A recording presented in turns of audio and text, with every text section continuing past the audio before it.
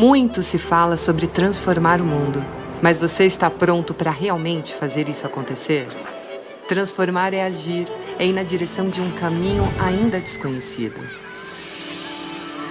Para nós, transformar é tudo isso e mais. É ter a coragem de se reinventar.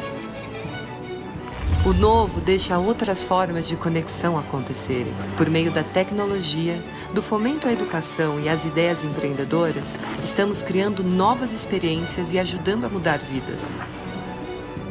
Afinal, o futuro não é feito só de números, e sim de pessoas. Por isso, o nosso convite para a transformação é aberto a todos que querem ser parte dela. Mentes inquietas, projetos desafiadores e diversos, de startup a grandes empresas. Tudo isso é possível porque nos guiamos por um propósito ainda mais claro: transformar o mundo empoderando as pessoas a ver dados de forma diferente, ter novas perspectivas, descobrir possibilidades infinitas. Vamos transformar juntos? Oracle, a transformação começa aqui. A AWS é a plataforma de nuvem mais abrangente e amplamente utilizada do mundo. Organizações de todo tipo e tamanho utilizam a AWS para reduzir os custos, ficar mais ágeis e inovar mais rapidamente. A AWS fornece serviços tecnológicos sob demanda através da internet, com pagamento conforme o seu consumo. A AWS oferece mais serviços e mais funcionalidades do que qualquer outro fornecedor de nuvem. Isso faz com que ela seja mais rápida e fácil e tenha um melhor custo-benefício para migrar as suas aplicações para a nuvem e para criar qualquer coisa que possa imaginar. Com a maior comunidade de clientes em todos os setores de mercado, a AWS tem uma experiência incomparável e uma expertise em que você pode confiar para as suas aplicações mais importantes nos mais diversos e imagináveis tipos de uso. Labradoodle, donut de croissant, short saia. É uma saia e shorts. Todo mundo adora combinações. E as empresas também. E hoje elas estão adotando uma abordagem de nuvem híbrida com a IBM, que permite que você use inteligência artificial para se modernizar sem criar do zero, além de reunir todos os seus parceiros e clientes em um só lugar. É por isso que bancos, varejistas e empresas de telecomunicações estão escolhendo a nuvem híbrida, usando as ferramentas, as plataformas e o conhecimento da IBM. Olá pessoal, meu nome é Roberto Arruda, sou Chief Revenue Officer na SkyOne e eu quero convidá-lo nesse evento sensacional ABS Conference 2021. Hoje vai ter um roundtable que eu tenho certeza que você precisa participar. Ricardo Brandão, nosso CEO aqui na SkyOne, vai estar junto com outros feras discutindo como pensar fora da caixa. Eu tenho certeza que você quer reinventar o seu modelo de negócio, participar dessa dinâmica de transformação que o mercado está vivendo aí fora. Você e SV Software House não pode perder. Ricardo Brandão, nosso CEO SkyOne, vai estar com você nesse roundtable. Participe, venha conosco, seja bem-vindo. Nesse programa vamos explorar as origens do universo e encontrar a resposta para tudo. O mundo não é Totus! Totus ou Totivis? Eis a questão. Até Totus Brutus! Naquela altura eu estava tão desesperada, então eu só conseguia pensar no meu filho e gritar: é Tovis! É Tovis! É Totis! É Totis! Totivis. Aí diz a Shirley: é Totivis. Eu digo: não, é Totus. Santa ignorância! Vocês jovens não sabem mais pronunciar as palavras. É Compreende? TV Tocantins. Tocantins TV. Eu digo: Shirley é Totus e ela Totis. Eu disse: Shirley, vá tomar no... Tovis Talks, o seu podcast de tecnologia. Oh my God! Shalom! Gente, o certo é totus, mas não importa como você fale. Totus é uma palavra universal. Vem do latim, por isso que o V tem som de U e significa tudo. Porque no universo da tecnologia, é isso que a TOTUS faz. Tudo. Que nem eu! É TOTUS, a maior empresa de tecnologia desse Brasilzão. Ah, tia velho!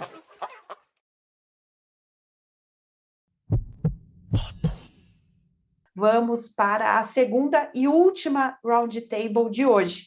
O tema é a urgência da reforma tributária.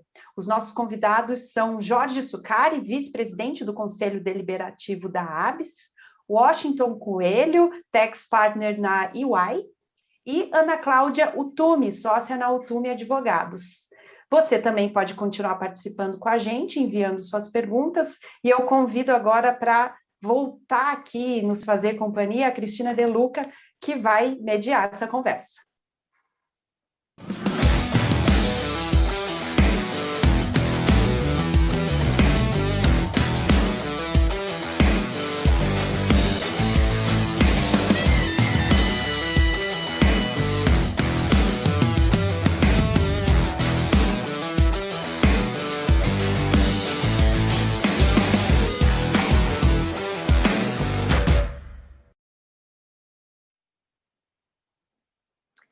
Boa tarde, Ana, Jorge, Washington. É um prazer ter vocês aqui para conversar com a gente.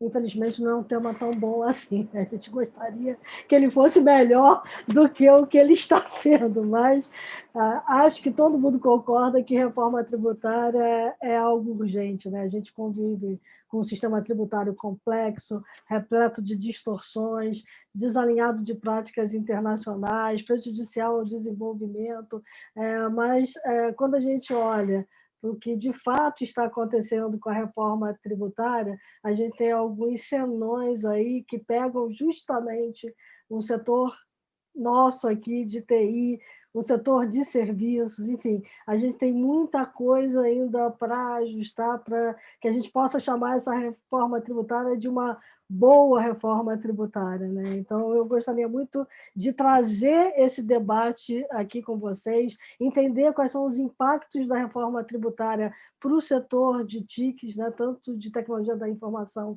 quanto de comunicações, olhar muito como essa reforma pode, se tiver alguns ajustes, realmente favorecer o desenvolvimento das nossas competências e vocações de país, que é coisa que a gente ainda não está vendo, né? Enfim, entender se, de fato, é uma reforma tributária que está ajudando o setor ou se está penalizando mais o setor. Então, a gente vai muito nesse caminho. A gente sabe que a gente tem 3 projetos que estão mais avançados, né? E eu queria começar dando a palavra para o Jorge, para que o Jorge pudesse fazer um apanhado de como estão esses projetos e, ao mesmo tempo, já abrir com a fala e dizer o seguinte: como é que você está vendo o impacto deles no setor de tecnologia e no setor de serviço? Olá, boa tarde, Cristina, boa tarde a todos. Washington, com quem eu já tenho tido prazer aí de interagir nos últimos meses, estamos fazendo um trabalho aí juntos no estudo dos impactos das reformas ou da reforma tributária no setor de TI.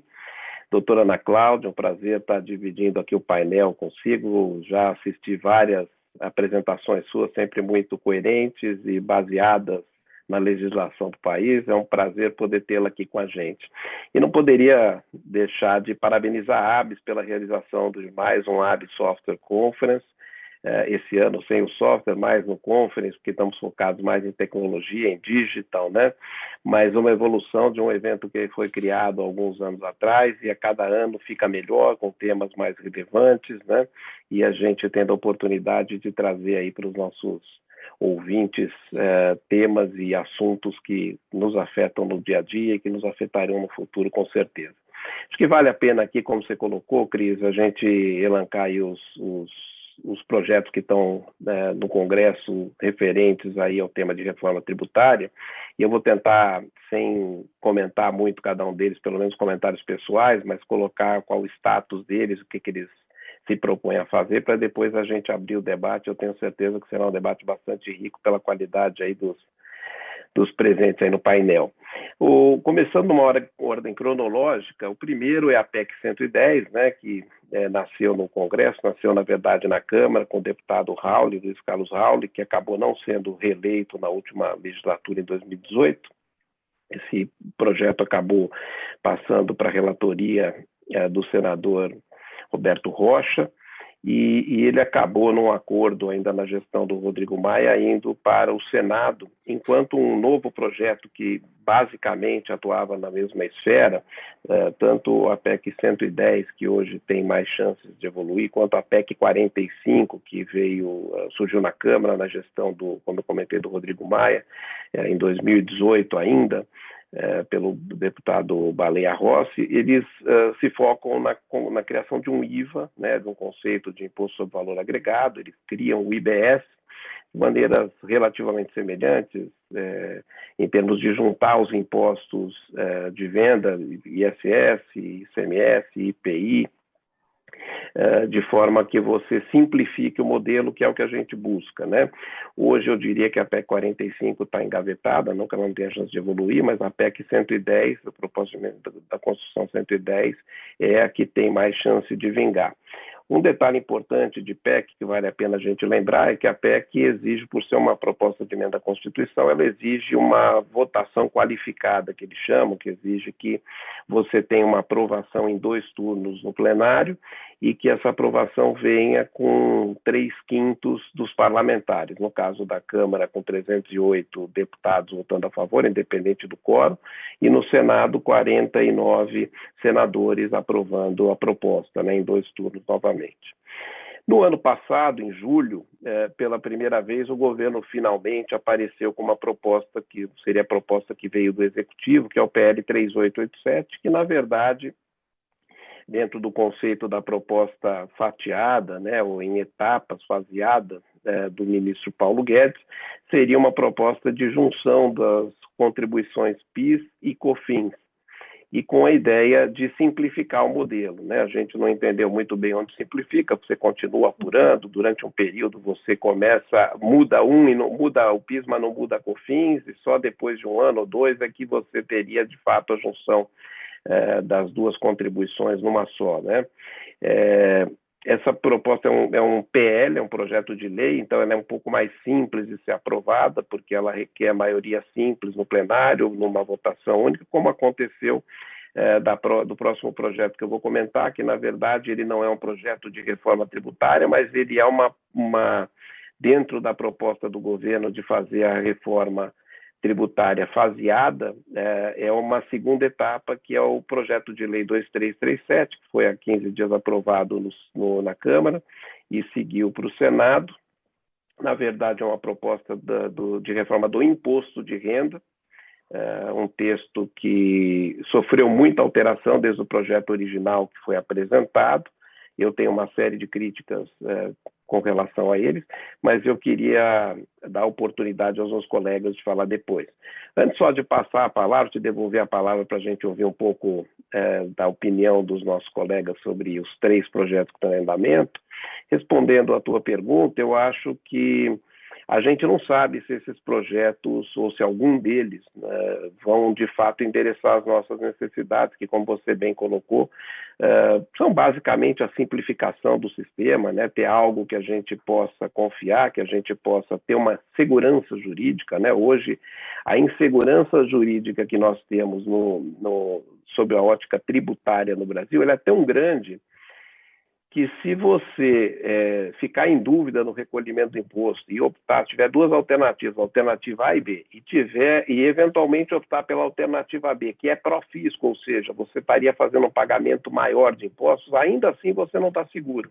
Se você tiver uma fiscalização e ela entender que você optou pela alternativa errada, ela vai cancelar aquele seu recolhimento, vai eventualmente corrigir o saldo do dinheiro que você arrecadou, mas o que você vai ter que pagar de multa e a correção que você vai ter na alternativa A, que não foi a que você optou, que seria mais favorável a você originalmente, pode se transformar num adicional de imposto você pagar. Então, nem quando você opta por ser mais conservador, você está seguro de que você está pagando o imposto correto e muito menos de que com aquilo você já recolheu o que você devia recolher. Aí, ou seja, nem o passado é certo no sistema tributário que a gente tem hoje, dado o grau de insegurança que a gente tem e de interpretação que você pode ter. Basta olhar o sistema de PIS e COFINS, que a própria Receita reconhece a dificuldade em conseguir fazer a fiscalização do tributo, dado a quantidade de exceções que você tem no sistema, né? E se a gente for para o ISS, para o ICMS,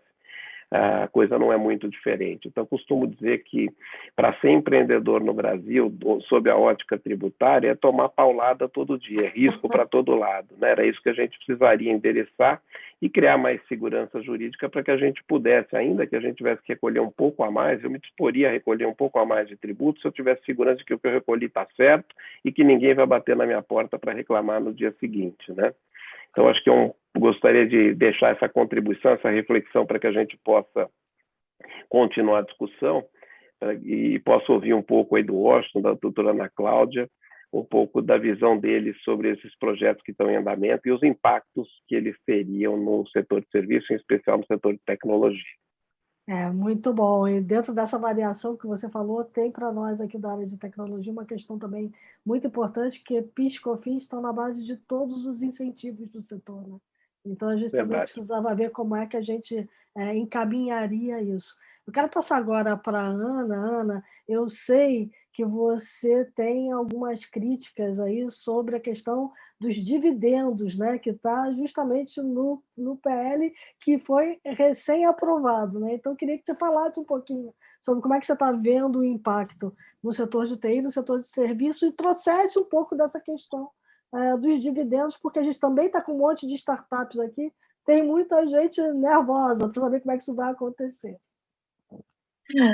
Bom, obrigada, Cristina, obrigada, é um prazer estar aqui, agradeço bastante aí o convite, a oportunidade de estar aqui, e, de fato, quando a gente fala de reforma tributária, eu sempre digo para as pessoas que a gente precisa tomar cuidado com o que a gente pede, porque nenhuma parte da Constituição foi tão reformada desde 88 como a tributária, só que sempre para adicionar complexidade, tanto é que, segundo o Banco Mundial, o Brasil é o país no qual as empresas demoram mais tempo para cumprir minimamente as suas obrigações tributárias.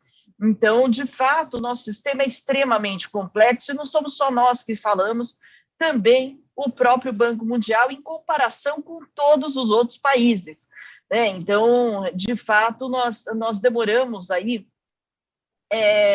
muito mais tempo do que qualquer outro país para que as empresas cumpram as suas obrigações tributárias. E esse projeto de lei 2337, que supostamente viria para reformar o imposto de renda, viria para melhorar o ambiente de negócios, de fato, eu acredito que o que ele traz é mais confusão, é mais complexidade e mais incerteza. E mais carga tributária, principalmente. Por quê? Porque, veja, tirando as empresas que faturam até R$ 4.800.000 por ano, né, e pagam até R$ 20.000 por ano por mês, de dividendos, todas as outras empresas vão ter aumento de carga tributária, estejam elas no lucro presumido. Lembrando, o lucro presumido vai até R$ 78 milhões de faturamento, e também as empresas de lucro real. E eu queria lembrar que as empresas do Simples podem ser a maior parte em número de empresas, mas em termos de importância de arrecadação e importância aí dentro do PIB, certamente as empresas que estão sendo afetadas pelo aumento da carga tributária sobre o lucro, aí correspondem a pelo menos 80% do PIB da arrecadação, né? Então, está se mexendo com uma parte muito grande da economia. E por que eu estou falando em aumento de carga tributária? Não importa se eu estou tributando o lucro da empresa ou o dividendo do acionista. São nada mais, nada menos do que exatamente a mesma coisa. né? O resultado que o acionista tem a receber é o resultado empresarial, é o resultado da empresa, não é um resultado que caiu do céu, né? Não são coisas segregadas. E eu estou aumentando a carga tributária, se eu combinar a tributação sobre o lucro com a tributação sobre dividendos, eu chego a uma carga tributária de pelo menos 37% no lucro real, e eu falo pelo menos 37% porque empresas da área financeira pagam mais contribuição social sobre o lucro, então o aumento de carga, a carga tributária fica ainda maior, né? Então, assim, se eu passo agora de 34% para 37%, daí eles falam, mas espera aí, vai sobrar mais dinheiro na empresa, porque você vai ficar mais tempo com dinheiro dentro da empresa. É bom e é ruim, né? Porque, por outro lado, quando o investidor faz o investimento, o cálculo de preço que ele faz é com base no fluxo que ele pode obter a partir daquela empresa. Então, se eu estou criando um mecanismo de segurar mais capital, mais dinheiro por mais tempo, né, o lucro dentro daquela empresa, sem necessariamente ter uma necessidade operacional daquele recurso, eu estou indo, inclusive, contra aí a filosofia de gestão dos recursos dentro da empresa. Se a empresa não tiver um uso melhor daquele recurso, ela tem a obrigação de retornar aquele dinheiro para o acionista. Então, eu crio artificialmente aí uma barreira, né, para que a empresa segure o dinheiro por mais tempo, e, ao mesmo tempo, eu reduzo a rentabilidade do acionista no momento em que a gente está precisando tanto de investimento de risco, tanto risco, né, na área de produção de bens e de serviços. Se a gente for ver a área de produção de bens, né, a área de produção de bens, quantas e quantas empresas multinacionais a gente perdeu ao longo dos últimos 10 anos? Foi quase inacreditável a Ford anunciar que ela não iria mais ter fábrica no Brasil. Isso tudo mostra por uma questão da complexidade, a gente precisa de investimento de risco. E o investimento de risco, ele acontece quando eu tenho uma economia mais estável, quando eu tenho previsibilidade, é um sujeito de investimento de longo prazo. Essa tributação de dividendos acaba trazendo complexidade também, porque volta a legislação chamada distribuição disfarçada de lucros, que tá bom, já que eu vou tributar os dividendos, não vou deixar, né, que distribuam lucro disfarçadamente. Só que é uma legislação complexa, que implica uma série de controles dentro das empresas, e controles esses trabalhosos, que o resultado da arrecadação é muito pequeno. Então, se eu considerar o custo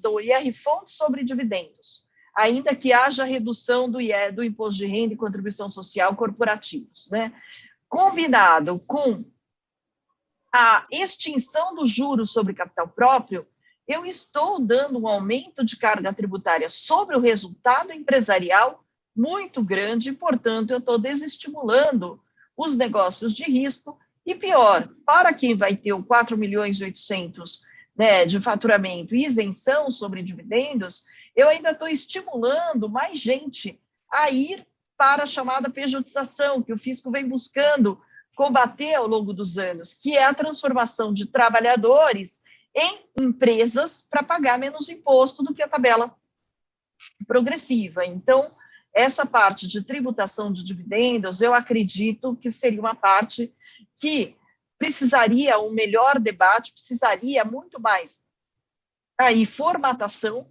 né? E eu estou aumentando a carga tributária no momento em que eu preciso de capital de risco e no momento em que muitos países do mundo estão atraindo capitais de risco por meio da redução aí da carga tributária.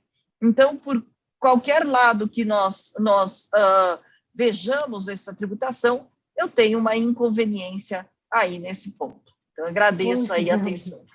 Muito obrigada, Ana. Washington, se a gente for olhar para todo o resto, né, e todos os outros projetos, a gente tem outros inconvenientes, né, que eu sei que vocês estão olhando aí com lupa, porque tem muito aumento de carga tributária, a gente queria exatamente o oposto. Isso mesmo. Bom, primeiro, obrigado, Cristina, obrigado, Jorge, a Abis, é um prazer estar aqui compartilhando com vocês aí, né, tema tão tão importante para o país, né? De fato, a reforma tributária é muito necessária por diversos motivos, né? Ou seja, o sistema tributário brasileiro tem multiplicidade de bases de cálculo, de alíquotas, de tributos, regimes fiscais, benefícios fiscais, e dada essa complexidade, né, na carga tributária, você acaba refletindo também isso em complexidade, em obrigações acessórias, né? Daí porque tanto se reclama do peso das horas, né? As obrigações são complexas porque o sistema é complexo, né? Então, não tem como a gente defender uma redução no custo do compliance se a gente não reduzir a complexidade do sistema, né? E indo ao ponto aí das outras reformas, né? Especialmente o PL 3887 e a PEC 110, né? Que tratam basicamente de tributação sobre consumo, né? Sobre produção, circulação de bens e serviços. Os projetos eles acabam, né, levando que uma substancial parcela, se não todos os setores, para a chamada não cumulatividade, né?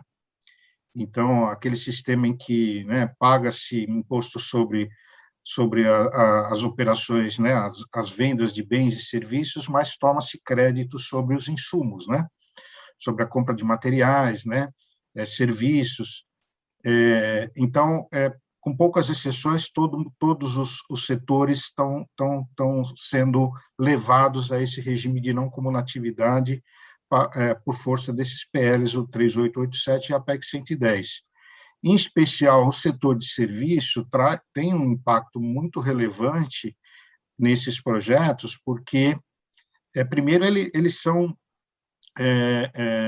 grandes contratadores de mão de obra, né? Ou seja, o volume de mão de obra muito representativo, e a exceção de tomada de créditos, né, trazida por esses projetos, é justamente operações, aquisições de bens, serviços, gastos em geral, que não sofrem a incidência do imposto. Então, folha de salário não sofre a incidência de CBS, não vai sofrer incidência de CBS, de IBS. Então, portanto, eu não vou tomar crédito sobre uma parcela substancial dos insumos do setor, que é gasto com mão de obra, né? Então, assim, naturalmente, a carga tributária do setor, né, o cheque para recolher no final do mês, vai subir consideravelmente, né? Então, a gente está falando que grande parte do setor tem carga tributária de PIS e COFINS, por exemplo, de 3,65 e vai para 12 por um projeto, e fala-se de 25 em outro projeto. Nossa. Então, assim, se considerar, mesmo assim, créditos, né, que o setor pode tomar com compra de outros serviços, né, equipamentos, licenças que o setor também contrata, ou seja, vai ter um aumento significativo de carga tributária. Alguns exercícios indicam que, para a CBS, isso é na ordem de 57%, no IBS, mais de 100%, né? Isso acaba repercutindo no preço, né, do serviço, ou seja, aumenta o cheque do setor, né, para recolher imposto, tem que repassar para o preço dos serviços. Quando quem compra o serviço é a indústria, né, ou seja, uma relação, né, B2B, né, esse impacto ele pode ser reduzido porque essas empresas, né, elas vão tomar crédito, né, sobre essas compras de serviços que hoje não é permitido tomar crédito sobre a maior parte dos serviços. Então, para a indústria, para o comércio em geral, a despeito do aumento de carga tributária na compra de serviços de tecnologia, em termos de custo de aquisição, pode até ter redução de custo efetivo de aquisição para essas empresas. Mas o setor não vende só para essas empresas, né? O setor vende para pessoas, vende para governo, né? Vende para empresas que estão no simples, né? Embora esses projetos eles preserve o simples, mas as empresas no simples são adquirentes de tecnologia, né? E a gente destaca muito a relevância das escolas particulares, né? Tem uma função pública, né? Não se discute, ou seja, mais de 80% das escolas estão no simples, né? E nessa tendência, né, em função até da pandemia, das escolas se digitalizarem, né? Ou seja, mais tecnologia, mais informática, esses projetos de lei, se aprovados como estão, vai trazer um impacto muito significativo no preço de compra de tecnologia para essas escolas, para empresas no simples de uma forma geral, né? Ou seja, vão conseguir repassar tudo ao preço? Né? Não sabemos, né? Mas a verdade é que numa pesquisa que a gente fez dentro da ABS, aproximadamente meio a meio, ou seja, 49% das vendas é para não contribuintes desses impostos. Nossa. Né? Ou seja, então vai ter aumento de carga tributária, né? E, consequentemente, aumento de preço, né? Então, assim, vai ser uma guerra de competição, né? A maior parte, né, cumpre com as suas obrigações corretamente, mas aí você vai empurrar muita gente para a informalidade, né, em função da relevância desse aumento de carga tributária. Então, assim, a solução que se coloca à mesa é justamente, ou seja, precisamos ter um sistema simples, né? Não podemos ter cumulativo, não cumulativo, monofásico, porque isso é o que gera toda a complexidade. A gente precisa ter poucos sistemas funcionando, né, mas com peso adequado de carga tributária em cada segmento, né? Então, o que se coloca como solução para o setor é justamente trabalhar com faixas de alíquotas diferentes. Não dá para trabalhar com 25%, não dá para trabalhar com 12%. Então, seja 5%, 9%, não sei, mas precisa caminhar para algo nesse sentido. Os sistemas eles precisam de ajustes, né, esses projetos, mas conceitualmente eles não são ruins, mas o que precisa principalmente de ajuste é justamente o peso de alíquota e de carga tributária sobre diversos setores, né? Não só serviço, mas podemos citar agro também, né? Então, vários segmentos podem ser bastante afetados, então tem que caminhar nessa direção para os projetos terem viabilidade, né?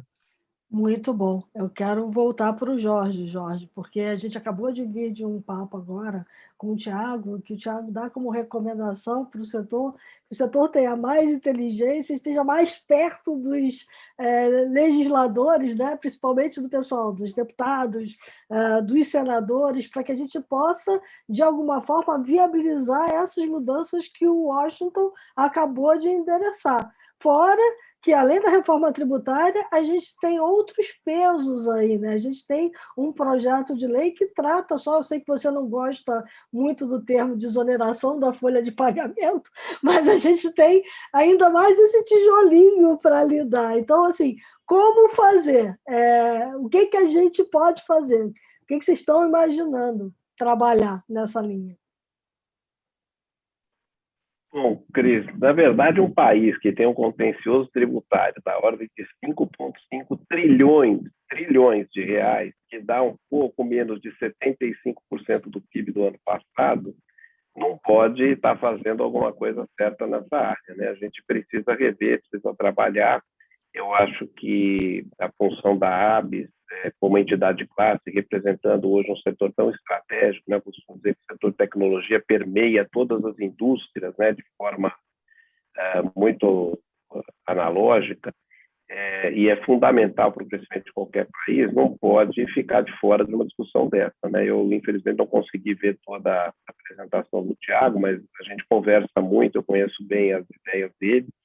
Ele também é um defensor do diálogo, da negociação, ele entende que o setor tem que ter mais representatividade, e é isso que a ABS tem buscado fazer nos últimos anos, né, tem crescido em participação, a gente tem procurado muita interlocução com os parlamentares, quer seja no Congresso, quer seja no Senado, quer seja na Câmara, no Congresso, de uma maneira geral, para justamente poder levar essas pautas, né?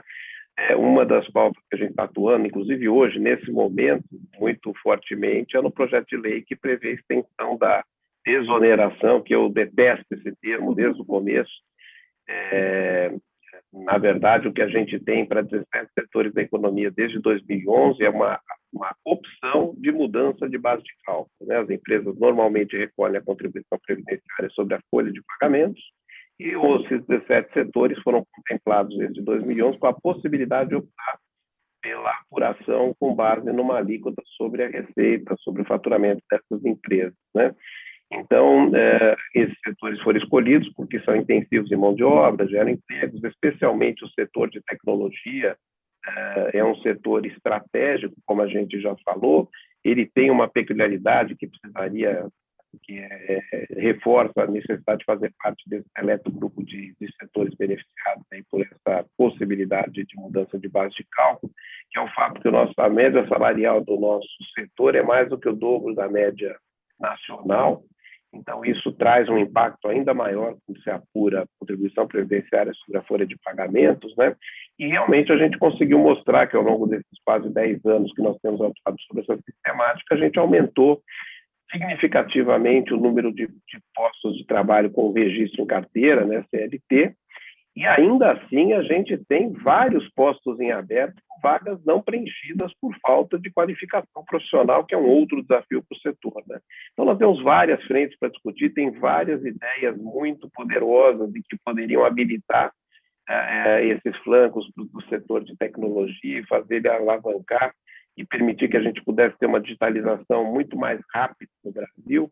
E eu acho que a função da entidade é fazer esse trabalho, essa interlocução, tentar identificar os gargalos que a gente está tendo no momento e que a gente vislumbra ter no futuro próximo, para que a gente possa levar isso aos parlamentares, para que, de fato, a gente consiga colocar na pauta esses tópicos. E como a gente tem feito, e nesse momento está sendo votado, está sendo colhidas assinaturas para colocar em regime de urgência a aprovação da extensão da desoneração da folha. De novo, não gosto desse termo, mas é o termo mais reconhecido no mercado, para esses 17 setores até dezembro de 2026, né, que a gente espera que ela seja não só encaminhada dentro do regime de urgência, mas que ela seja de fato aprovada, até porque nenhuma das propostas de reforma que a gente tem hoje em discussão no Congresso prevê tratar desse tema, dada a complexidade, dada a dificuldade de conseguir recurso alternativo para suprir essa diferença, essa defasagem, de poder estender esse benefício, essa alternativa para outros setores, ou de alguma maneira reduzir, de fato,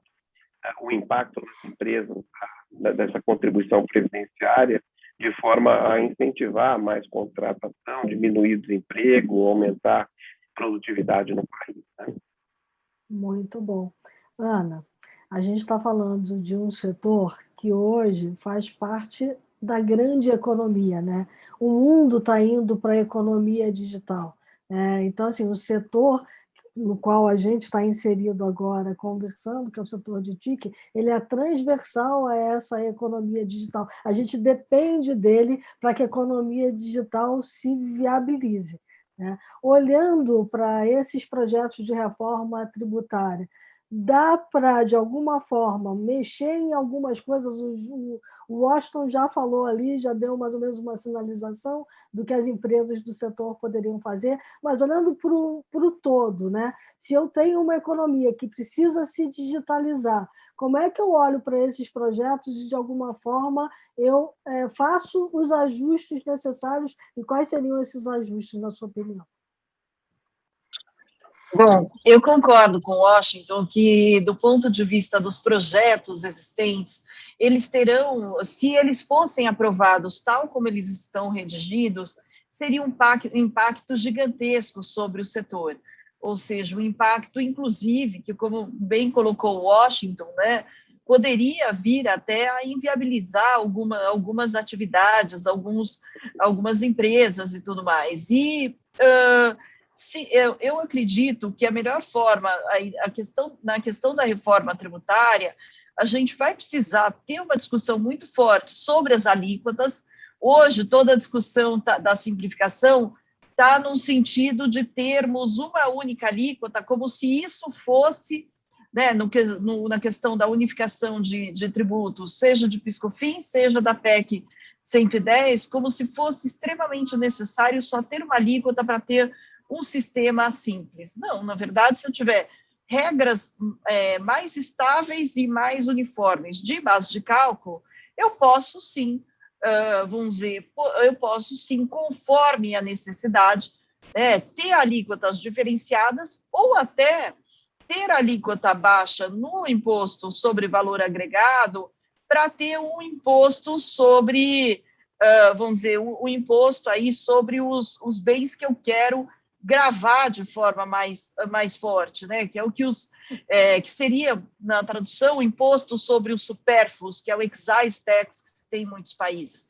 O IPI pode ter esse efeito hoje, né, dele gravar muito alto a bebida alcoólica, cigarros e tudo mais, só que o IPI não é exatamente um excise tax. Então, eu posso ter uma situação de ter uma tributação, vamos dizer, global para as operações em geral, mais baixa em uma legislação nacional, não 27 legislações estaduais, 5.000 e tantas legislações municipais, mais a legislação federal com inúmeras instruções, portarias, atos declaratórios e tudo mais, né? Então, posso sim unificar a base da legislação, sem que isso eu tenha que sobrecarregar de uma única vez qualquer setor que seja, mas sim ir fazendo, primeiro, uma transição e, segundo, ter essa flexibilidade de alíquotas. Eu não tenho dúvida que,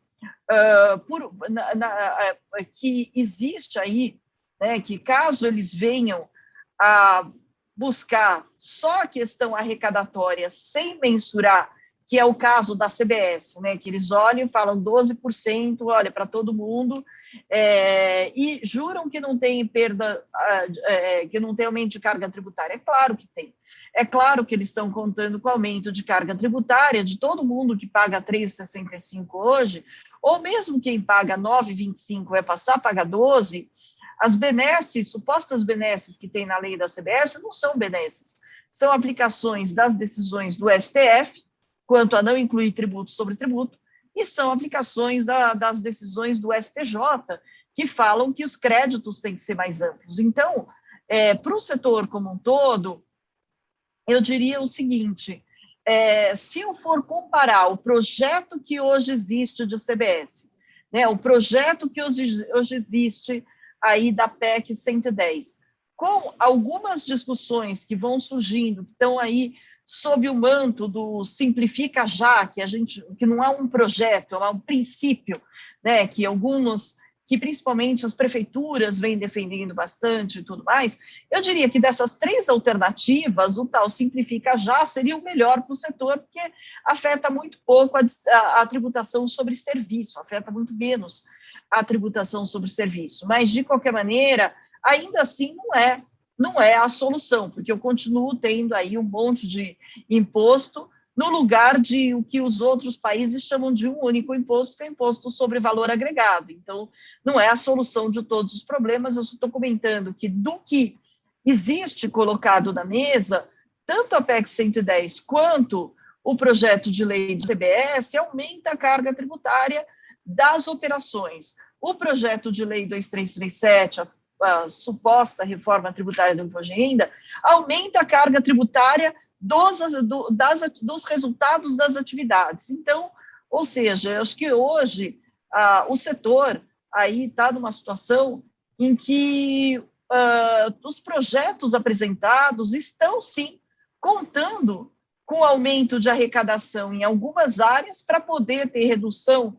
de arrecadação em outras, né? E certamente não vai ter, o Brasil não está em condições, né, no sétimo ano, aliás, de déficit fiscal, não está em condições de ter uma redução da carga tributária global, ou seja, da carga tributária, se a gente for considerar sobre o PIB, que é bastante alto. né? Então, mas de qualquer maneira, eu acredito que dos projetos que estão hoje como estão, eu concordo totalmente com Washington, que da forma como estão, a gente precisa tomar muito cuidado, porque sim, está implicando, tem um potencial de aumentar a carga tributária bastante significativo, né? Tem um potencial aí de aumento de carga tributária bastante importante e, portanto, o setor tem um longo trabalho pela frente de mostrar a importância do setor e o dano que esse aumento de carga tributária pode ter aí no crescimento dos negócios, de um negócio que é bastante robusto, né? Então, no que existe, eu vejo que realmente a saída é buscar negociar alíquotas menores, mas eu não vejo aí uma redução, a possibilidade de uma redução da carga tributária do setor. Super obrigada. Bom, a gente está chegando no fim, temos pouco tempo. Eu já vou fazer uma rodada final com vocês, lembrando o seguinte, Washington, pelo que eu consegui perceber de tudo, a gente precisa mostrar para o governo que este setor é um setor fundamental para o desenvolvimento do país, né? Para o futuro do país, para a nossa inserção nessa economia digital, de fato. E aí eu queria finalizar e queria que cada um de vocês desse um plá final, colocando a seguinte questão: será que em cima disso tudo ainda vem aquela ideia do tal do imposto digital? Começando pelo Washington. Bom, eu penso que do jeito até que foi apresentado, né, por exemplo, a CID digital, né, que é um dos modelos aí, a gente tem, na verdade, muitas transações que já são feitas no ambiente digital, que pela complexidade dos tributos no Brasil, que existem no Brasil, pela multiplicidade de tributos, base de cálculo, muita coisa do que já é feita no ambiente digital já é alcançado por tributação. Então, assim, todo esse discurso de que a gente tem muita coisa, né, nas plataformas digitais que não são tributadas, não é verdade no ambiente brasileiro, pode ser em outros países, né? Então, o que, por exemplo, né, talvez uma das transações que podem crescer bastante, né, que não são alcançadas por tributação marketplace entre indivíduos, né, ou seja, usar uma plataforma para negociar, né, bens particulares ou escala, tal, alguma coisa assim, né, indivíduos, 2 no Brasil ou 1 no Brasil apenas, né, então, que não, assim, não sei qual é a escala disso, qual é o tamanho que isso pode alcançar, né? É um pouco, talvez, de propaganda que é veiculado, que talvez não, né, não sofra incidência, mas se é uma propaganda feita aqui para o Brasil, né, talvez já deveria ter incidência de ISS, por exemplo, né? Então, assim, eu vejo que muito desse discurso de tributar economia digital no Brasil, ela tem que ser vista com um pouquinho de cuidado, porque substancialmente o grosso já é alcançado por tributo. Então, assim, seria mais né, uma CID sobre operações, né, que já são tributadas. E, assim, recentemente teve, né, uma decisão judicial que invalidou, né, uma CID, porque ela não tem uma finalidade específica. CID tem que ter finalidade específica. Então, estão querendo usar um tributo para alcançar, né, para aumentar a carga tributária, para tributar algo que eles acreditam que não é tributado, mas do jeito que está, pode ser que lá na frente também vai ter mais um contencioso aí para administrar.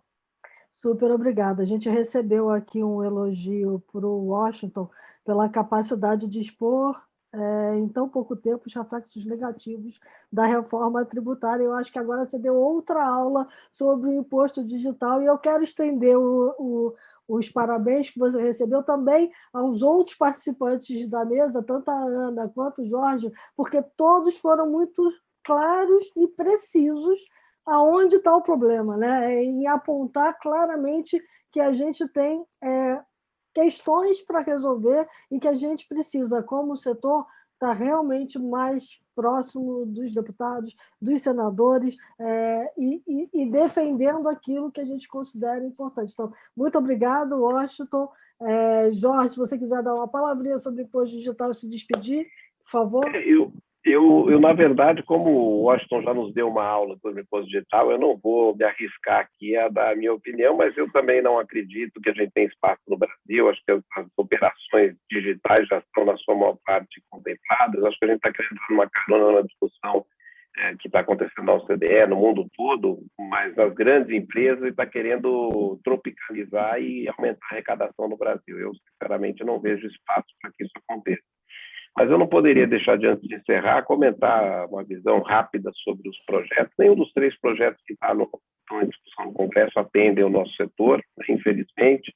Eu acho que a doutora Ana Cláudia já colocou bem com relação à reforma do imposto de renda, ele só traz complexidade, incentivo à pejotização, na verdade, endividamento das empresas, que teriam que correr agora até o final do ano para distribuir dividendos acumulados, enfim.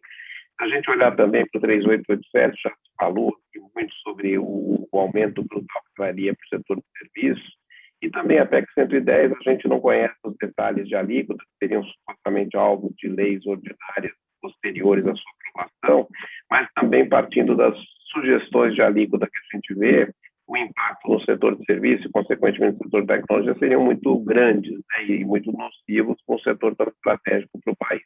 Acho que a gente já tem essa interlocução, talvez a alternativa de criar alíquotas diferenciadas, para ter uma alíquota diferente do setor de serviço.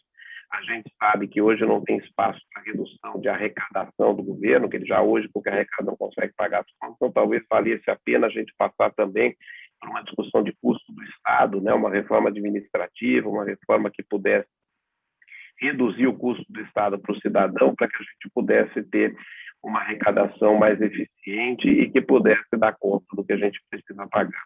Mas o que a gente tem hoje em discussão precisa ainda de aperfeiçoamento para poder atender um setor tão estratégico quanto o nosso. Super obrigado. E lembrando que, às vezes, vale a gente baixar o imposto para ter uma economia mais pujante e ganhar no todo, em vez de ganhar, né? Ganha no atacado, em vez de ganhar no varejo, né, professor? Exatamente. É verdade. E eu tenho acompanhado de perto essas discussões da tributação da economia digital que estão na OCDE, a criação do Digital Service Tax em tantos países, mas a gente tem que lembrar que cada sistema é um sistema diferente. Né? Dizer que todo mundo está fazendo e a gente precisa fazer também, me lembra das vezes que eu falava para minha mãe que todo mundo foi mal na prova. Eu ouvia, né, dela que minha filha não é todo mundo. Então, ou seja, cada situação é uma situação diferente. Acho que todo mundo já ouviu isso, né? Exatamente. Então, não dá para aplicar uma receita que, só porque todo mundo faz, vamos fazer atrás, né? Que é o caso dos dividendos e o caso da tributação dos serviços digitais. A tributação dos serviços digitais, os países que estão aplicando, não tem o IR-fonte sobre serviço, importação de serviços, tão amplo quanto o nosso. O nosso IR-fonte hoje já abrange todo quanto é tipo de serviço. Serviço presencial, serviço digital, já abrange tudo.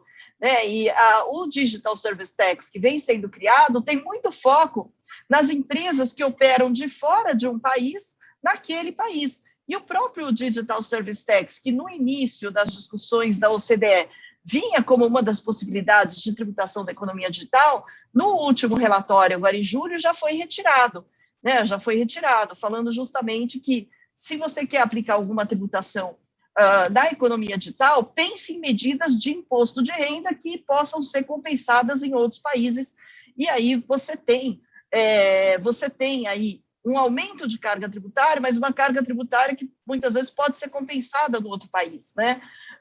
Então, de fato, eu considero totalmente inoportuna esse projeto da CID digital e totalmente desnecessária. Na importação de serviço, digital ou não digital, a gente já tem IR-fonte, PIS/COFINS, ISS e CID royalties. Então, a gente já tem um monte de tributação, o que não falta é imposto. Por isso, eu acredito que, no caso brasileiro, essas discussões todas de tributação mínima global, né, de imposto sobre serviços digital, não deveria ser objeto de discussão aqui, porque nós estamos aí muito mais avançados do que isso em termos de carga tributária, e nós já tributamos, e tributamos até de uma forma bastante punitiva aí os serviços, né, os serviços aí, sejam serviços digitais, sejam quaisquer outros serviços. Então, por isso que eu acredito que não deveria seguir essa discussão ela é bastante inoportuna. E queria, mais uma vez, agradecer aí a atenção e agradecer a essa oportunidade. É um prazer ter participado. Obrigada. Bom, prazer foi nosso. Muito Também obrigada. agradeço bastante. Por favor, Jorge. Obrigado a todos, obrigado aí pela participação, foi um prazer poder compartilhar esse painel com vocês. Queria, antes de encerrar, parabenizar a ABS, na pessoa do Rodolfo, nosso presidente, pela organização do ABS Conference 2021, com temas super relevantes, né? Hoje, discussão de ambiente de negócios, um assunto super importante para que a gente coloque atenção nos temas que, de fato, afetam o nosso setor, afetam o nosso associado e afetam o país como um todo, né? Muito obrigado aí pela oportunidade, muito obrigado pela audiência de todos, e volto a palavra para você, Cris. E obrigado a você, a Silvia, pela moderação, pela curadoria do evento. O evento a cada ano se aprimora ainda mais, e muito por conta do apoio, da ajuda e orientação que vocês nos dão. Muito obrigado. É um prazer. A gente está aqui para ajudar. A gente acredita no setor e acredita no digital. Então, vamos em frente, né? Que a gente precisa fazer o país crescer. Super obrigada a todos vocês. E obrigada à audiência que ficou até agora também. Eu vou passar para a Fernanda para a gente poder fazer nossas considerações finais. Obrigada, Cris. Eu agradeço aos nossos convidados e aproveito para agradecer mais uma vez aos nossos patrocinadores: Oracle, AWS, Caesbra, IBM, SkyOne e TOTUS. A gente está quase chegando no fim desse segundo dia. O que está faltando? Está faltando a gente fazer um balanço geral dessa programação incrível de hoje. Para isso, eu convido de volta a Cris e também o presidente da ABS, Rodolfo Fischer. Oi, Cris. Boa noite. Rodolfo. Sensacional a agenda, hein? Parabéns, parabéns. Aliás, eu acho que eu vou eleger você como economista, não como jornalista. Gostei da sua frase, né? Ganhar no atacado ao invés do varejo. Eu achei sensacional, né? E a outra dica que a doutora Ana Cláudia comentou, eu achei sensacional, aquele negócio que todo pai fala para a filha, né? Mas você não é todo mundo. Você tem que copiar tudo, né? Não tem que seguir, né? Mas foi show. Parabéns. Eu acho que a gente conseguiu, nesse dia, dar uma visão, ainda que bastante do alto, né? A gente sobrevoou como está o ambiente de negócios hoje no Brasil, né? Olhando para essa economia digital, então pegando desde lá da abertura, mostrando como a Oracle está conduzindo todos os processos dela, olhando para questões como ESG, como formação de mão de obra, até como colocação da nuvem como uma plataforma importante dentro de todo esse cenário de economia digital que a gente está vendo. E, na sequência, a gente teve aquele debate maravilhoso ali do pessoal que está fazendo a disrupção de fato, né? Sensacional, foi show aquilo lá, foi muito legal. E até também que, só interrompendo um pouquinho, Cris, foi show até o testemunho do Cid, né? Dele contar a história de vida dele, como a tecnologia, né, faz uma inclusão, né? Uma inclusão sem aqueles preconceitos que ele comentou, né? Foi muito bom. Foi muito importante, até porque a pandemia trouxe a inclusão desse segmento, né? A gente lutava muito no país para... tinha as legislações que traziam a inclusão das pessoas com deficiência e, de repente, veio uma pandemia e iguala todo mundo, né? E todo mundo tem condições de se colocar no mercado de trabalho. Então, acho que isso foi muito importante mostrar isso, como também foi muito importante mostrar que, em determinados momentos, essa economia do compartilhamento ela foi fundamental também para muita gente conseguir continuar gerando renda no país, né? Então, a gente tem um caminho grande aí para fazer com que essa economia prospere, de fato, e encontre o seu lugar, né? E até complementando, eu acho que foi o Diogo que comentou, que eu achei sensacional, dá oportunidade às pessoas, né? Aquele que quer trabalhar domingo, trabalha domingo. Aquele que quer jogar bola na terça, joga bola na terça. Quer dizer, tem as oportunidades de acordo com a vontade e a decisão, né? E não é só, eu acho, que a CLT que dá garantias, né, a quem está trabalhando, desempenhando uma função econômica. Você tem a MEI. A MEI é uma forma que eu achei que o governo fez muito bem, quer dizer, como que ele falou, acho que tem melhorias a fazer, mas traz muita segurança, né, como um microempreendedor. Então, acho que você traz alternativas, não é só aquele trabalho com carteira assinada, etc. e tal. Essa nova economia está trazendo outras formas de geração de renda. Existe um estudo nos Estados Unidos que 1/3 da economia americana é gerada pelo gig economy, né, devido à importância. Eu acho que foi fundamental aquele bate-papo. Foi muito legal mesmo.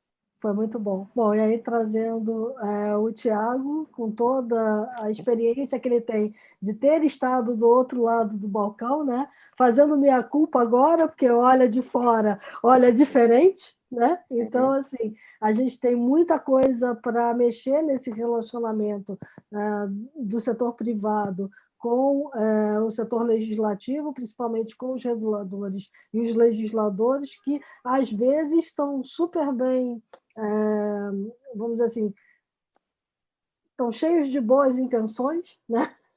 Mas a gente sabe que às vezes as boas intenções não bastam e dificultam bastante, como essa última mesa mostrou, né? A gente tem problemas sérios para resolver, mas eu acho que é isso mesmo. De repente, a preocupação do legislador de tentar fazer alguma coisa, às vezes, no final do dia, não é positiva, porque a gente não sabe como que esse futuro da tecnologia será. Fico imaginando se lá na descoberta do fogo, na invenção da roda, tivesse implementado aí uma legislação, de repente a civilização ainda estaria no mundo da Idade da Pedra, porque não poderia fazer nada com a roda, não poderia fazer nada com fogo, né? Então você não tem evolução. Então, às vezes, a gente tem que pensar de não querer regulamentar tudo, né? Porque você tem um risco. Eu achei que o Tiago, ele falou uma coisa muito interessante. A inovação, a regulamentação trabalham em visões opostas, né? Então, é um ponto muito importante para uma reflexão interessante. E a gente precisa cada vez mais trabalhar para que a regulação ela seja essa ponte de segurança jurídica. Eu falei muito isso com ele, não deu tempo dele falar, mas ele tem uma frase que ele falou comigo reservadamente, que eu também achei muito boa, que é o seguinte: a gente não pode deixar a regulação fechar portas, que ela não abra, mas ela não pode fechar as portas, né? Porque aí a gente consegue passar. Não, consegue. Até a gente emitiu uma opinião de alguns estados querendo regulamentar a inteligência artificial de uma forma totalmente assim, sem uma discussão. Quando você faz uma legislação desse tipo, você pode até, vamos supor, criar um ambiente totalmente inseguro, né, dentro daquele estado, por alguma ação de inovação relativa à inteligência artificial. Então, você tem que tomar muito cuidado com isso. Ainda mais inteligência artificial, que é uma coisa global, né? Como que você vai regular num estado? Então, é um risco muito alto de repente, você deixar esse estado fora dessa inovação, né? E eu falei logo na abertura o exemplo de Singapura, que regulamentou a produção e a comercialização de alimentos à base de célula, carne à base de célula, que é uma coisa muito interessante. A gente não pode deixar tudo correr frouxo, mas também não pode deixar amarrar demais. Acho Exatamente. Que o meio do caminho é sempre a melhor opção, né? Bom, acho que a gente entregou o que a gente precisava entregar. Então... Exatamente. Parabéns, Cris. Muito obrigado. Agora a gente passa a palavra, eu acho que é para a Fernanda, né? De volta, a nossa simpática mestre de cerimônia. Eu queria agradecer muito a parceria, mais um ano de bons debates e que a gente também aprende muito. E amanhã tem mais, né? Ela vai falar amanhã sobre tem isso. Mais. Exatamente. Obrigado. Obrigada, Rodolfo, Cris. Obrigada a você que está nos acompanhando ao vivo até agora. Sim, amanhã temos mais, tem toda uma programação incrível no nosso terceiro dia. O tema é Fator Humano. Você encontra essa programação completa na nossa área de exposição e também no site do evento. Eu espero você amanhã, a partir das 3 da tarde. Até lá!